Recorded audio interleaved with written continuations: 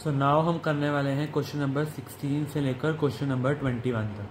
So we need to find the values of each expression in exercises 16 to 18। 16 से 18 तक हम सारे expressions की वैल्यू फाइंड करेंगे एंड उसके बाद तो 3 MCQ ही बचे हैं। ये सारे के सारे 6 क्वेश्चन हम सॉल्व करने वाले हैं अब इस एक वीडियो में। तो स्टार्ट करते हैं सबसे पहले आंसर नंबर 16 से, जो कि बहुत ही ईजी है, बहुतों ने कर भी लिया होगा, पर फिर भी कोई डाउट है तो मैं वो क्लियर करने के लिए बैठा हूँ। साइन इनवर्स साइन 2π/3 की वैल्यू हमने फाइंड करनी है। Sine inverse sine 2π/3, right. क्या हम इसको साइन से साइन कटा, क्या हम इसको कह सकते हैं इक्वल होगा 2π/3 के? बस आंसर आ गया। बट ऐसा नहीं है इस केस में। क्यों? ये सिर्फ तभी पॉसिबल होता है जब साइन का जो अंदर वाला एंगल है वो साइन इनवर्स के प्रिंसिपल वैल्यू ब्रांच में लाई कर रहा हो, राइट। प्रिंसिपल वैल्यू ब्रांच क्या होती है? एक रिस्ट्रिक्टेड रेंज होती है, एक रिस्ट्रिक्टेड रेंज होती है उस इनवर्स फंक्शन की जिसमें वो फंक्शन बाइजेक्टिव होता है, 1 एंड ऑन टू बी। इसके बारे में इंट्रोडक्शन में हम बात कर चुके हैं, right.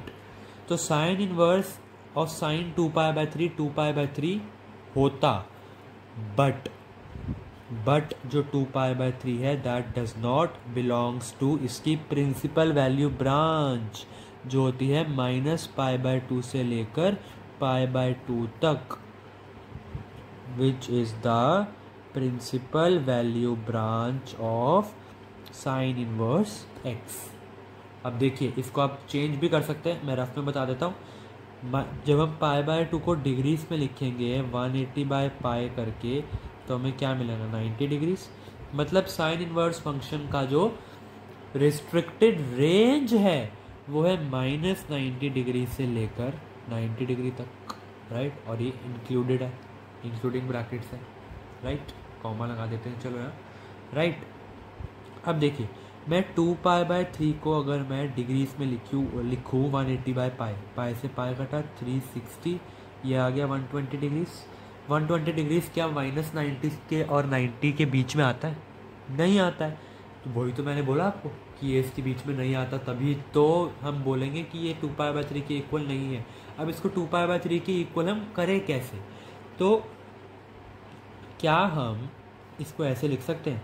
We can write sine 2π/3 as sine π-2π/3। क्या हम इसको ऐसे लिख सकते हैं? Sign π-2π/3।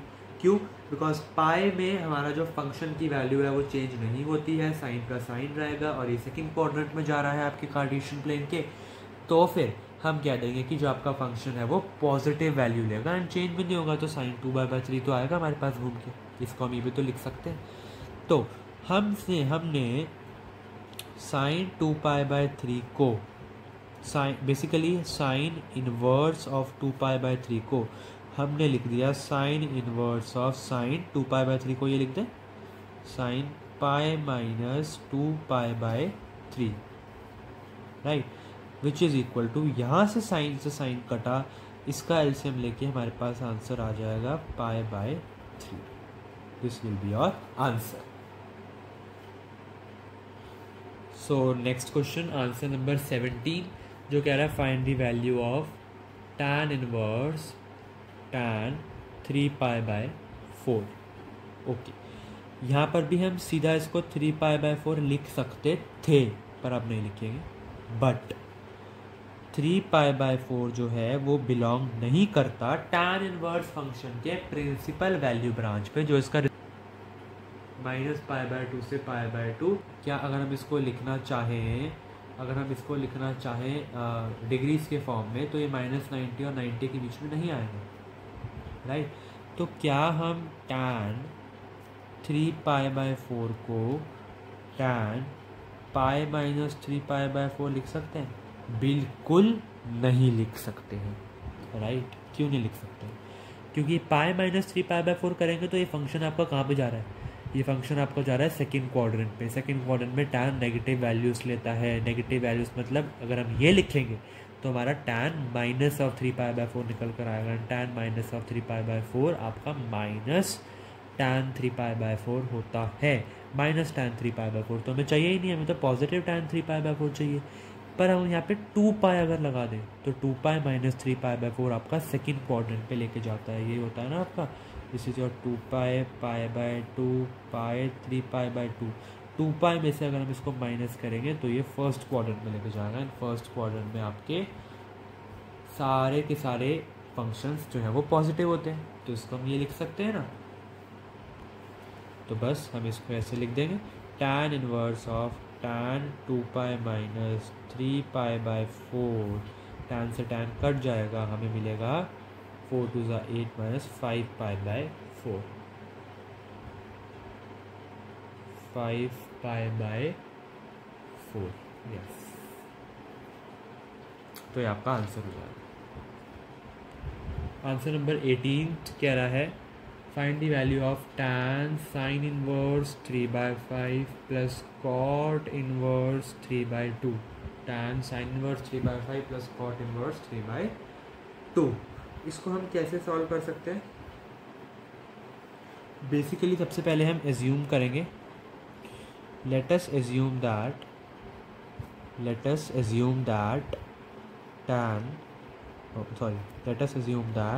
sin inverse 3/5 is equal to x and cot inverse 3/2 is equal to y। यही तो करते हैं ना हम, बेसिकली हम यही करते हैं ना जब हम वो कर रहे होते हैं, किसी भी इन्वर्स फंक्शन को एज्यूम करते हैं तो एक को x ले लेते हैं, एक को y ले लेते हैं, बस यहाँ पे हमने वही किया।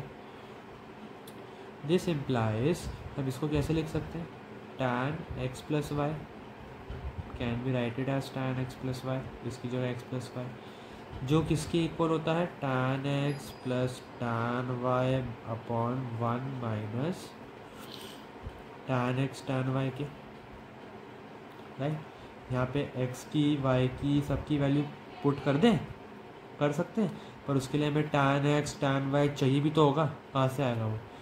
ये जो मैंने चीज़ लिखी है, क्या मैं इससे डिसिम्प्लाइज कर सकता हूँ कि sin x आपका इक्वल होगा 3/5 के, और यहाँ से मैं कह सकता हूँ कि cot y इक्वल होगा 3/2 के। sin x will be equal to 3/5, cot y will be equal to 3/2। अगर sin x आपका 3/5 है तो क्या मैं यहाँ से tan x निकाल सकता हूँ? cot y अगर इतना है तो मैं tan y निकाल सकता हूँ, बिल्कुल निकाल सकता हूँ। कैसे? तो sin x अगर 3/5 है, अब ट्रायंगल से आप cos x को निकाल सकते हैं। आपका ट्रायंगल है, sin x कितना होता है, परपेंडिकुलर बाय हाइपोटेन्यूज। अगर परपेंडिकुलर 3 है, हाइपोटेन्यूज 5 है, तो बेस कितना आ जाएगा, 25 - 9 that is 16, that is 4, root 16 is 4, base आ जाएगा आपका 4। बेस अगर 4 है तो cos x कितना निकल कर आ जाएगा, base upon hypotenuse that will be equal to 4/5। cos x आ गया, sin x हमें पता है, tan x कितना हो जाएगा, चलो देखते हैं। tan x आपका हो जाएगा sin x by cos x, इसे भी पुट करें। tan y आपका हो जाएगा 1/cot y, बिल्कुल 1/cot y के तो इक्वल होता है ना tan y, है ना, whole divided by 1 minus sin x by cos x into 1/cot y। बस हमने वैल्यूज पुट करी और कुछ नहीं करा। sin x की जगह हम क्या रखें, 3/5, cos x की जगह 4/5, तो कितना निकल कर आ जाएगा। वैसे भी हमें पता है tan x कितना होता है, परपेंडिकुलर अपॉन बेस, ट्रायंगल से भी देखें तो परपेंडिकुलर अपॉन बेस आपका 3/4 निकल कर आएगा, राइट। तो ये हो जाएगा 3/4 plus 1/cot y, cot y का रेसिप्रोकल 2/3, तो हो जाएगा 2/3 whole divide by 1 minus 3/4 into 2/3, है ना। तो क्या हम इसको ऐसे लिख सकते हैं, इसका एलसीएम 12 आया, ये हो जाएगा 9 + 8 whole divide by 12 - 6 will be 6/12, 12 से 12 कटेगा, आंसर आपका आ जाएगा 17/6। This will be your answer.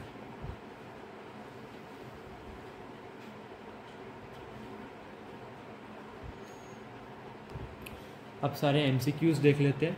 Answer number 19 है cos inverse cos of 7π/6 is equal to what. Options दे रखे हैं आपको, ठीक है। करेक्ट ऑप्शन आपका मैं बता देता हूँ, बी है, दैट इज 5π/6, ठीक है ना। देखते ही पता लग रहा है बी है, मुझे कैसे देखते ही पता लग गया, है ना। अब आप सोच रहे होंगे इसने पक्का पीछे से देखा होगा, बट मैंने पीछे से नहीं देखा, देखते ही पता लग रहा है। देखिए कॉस इनवर्स ऑफ कॉस 7π/6 को हम 7π/6 लिख सकते हैं, है ना, लिख सकते थे, अब नहीं लिखेंगे। क्यों? But 7π/6 does not belongs to 0 to π, जो उसकी प्रिंसिपल वैल्यू ब्रांच है, which is the principal value branch of cos inverse x, है ना। तो इसको हम नहीं लिख सकते। क्या हम इसको ऐसे लिख सकते हैं? क्या हम कॉस इनवर्स कॉस 7π/6 को ऐसे लिख सकते हैं? कॉस इनवर्स कॉस π - 7π/6, है ना। पिछले क्वेश्चन में तो हमने यही करा था भाई, पाई - 7π/6 लिख लिया था। बट यहाँ पे हम नहीं रखेंगे, बिकॉज पाई में से अगर हम कुछ भी माइनस करेंगे तो वो सिर्फ साइन के लिए पॉजिटिव वैल्यू देता है, कॉस के लिए वो नेगेटिव देगा। हमें नेगेटिव नहीं चाहिए इधर, तो पॉजिटिव 7π/6 है, राइट। क्योंकि हमें नेगेटिव नहीं चाहिए, हमें कुछ ऐसे में से इसको माइनस करना पड़ेगा जो माइनस करके इसको पॉजिटिव वैल्यू दे। 2π कर सकते हैं, बिल्कुल कर सकते हैं। 2π में से अगर हम कुछ भी माइनस करें तो वो जो भी फंक्शन होगा वो चेंज भी नहीं होगा, और उस फंक्शन का पॉजिटिव वैल्यू हमें रिटर्न होगी, और हमें यही तो चाहिए, cos 7π/6, राइट। तो इसको मैं लिख सकता हूँ, cos से cos कटा, ये आ जाएगा 12π - 7π/6, 12 - 7 is 5, so it will be 5π/6. This will be your answer. Answer 20 देख लेते हैं क्या कह रहा है। आंसर 20 भी आपका MCQ है, जो कि कह रहा है find sin π/3 minus of sine inverse -½ ये किसके इक्वल है? ओके, option let me tell you, D है 1, ठीक है। अब देख लेते हैं डी आया कहाँ से, राइट। तो क्या मैं इसको ऐसे लिख सकते हैं, साइन π/3 माइनस साइन इनवर्स ऐसे, -½ को हम लिख सकते हैं साइन ऑफ माइनस का π/6, can we write it as like this, sine of minus का π/6 लिख सकते हैं हम इसको, साइन ऑफ माइनस का π/6। और अब हमें पता है कि साइन ऑफ माइनस का π/6 इक्वल होता है माइनस का साइन π/6 के, तो ये पॉजिटिव साइन हो गया ऑटोमेटिकली। साइन से साइन काट दें, क्या बचा, साइन π/3 प्लस π/6। इसको आगे सॉल्व करते हैं, क्या मिलेगा हमें, sine 6 2π plus π will be equal to sine 3π/6, right, that is equal to sine π/2 which is 1. Now proceeding to last question of this exercise, जो है आंसर नंबर 21, जो कह रहा है tan inverse √3 minus cot inverse minus का √3 is equal to what. तो ये चीज़ किसके इक्वल है? बस हम पहले चीज़ें लिख देते हैं कि क्या है। tan इनवर्स √3 को हम क्या लिख सकते हैं, tan π/3 में आता है, tan 60 is √3, तो क्या can we write it as tan π/3 minus ये क्या हो जाएगा, कॉट इनवर्स का minus √3, can we write it as. अब कॉट इनवर्स माइनस का √3 को हम क्या लिख सकते हैं, ये बताइए। कॉट इनवर्स माइनस का √3, माइनस का √3 कौन सी वैल्यू पे आता है कॉट के, राइट, कॉट π/6 होता है √3, can we write it as cot π/6, right. यहाँ से tan कटा, क्या बचा, π/3 माइनस यहाँ पे कॉट माइनस कॉट π/6 किसके इक्वल होता है, यहाँ पे माइनस माइनस तो बाहर जाके प्लस ही हो रहा है, कॉट से कॉट करके π/6 बचेगा, इसका हमें मिल गया, वो भी माइनस का π/2। क्यों मिला माइनस का π/2, यहाँ पे क्या था, माइनस का √3 था, माइनस के √3 को हम क्या लिख सकते हैं, कॉट माइनस का π/6, right. So thank you, that's all for this video. Next video में हम कवर करेंगे इसकी miscellaneous exercise and with miscellaneous examples before. अगर आपको कोई भी डाउट आ रही है किसी भी क्वेश्चन में तो आप मुझे कमेंट सेक्शन में पूछ सकते हैं। Thanks a lot.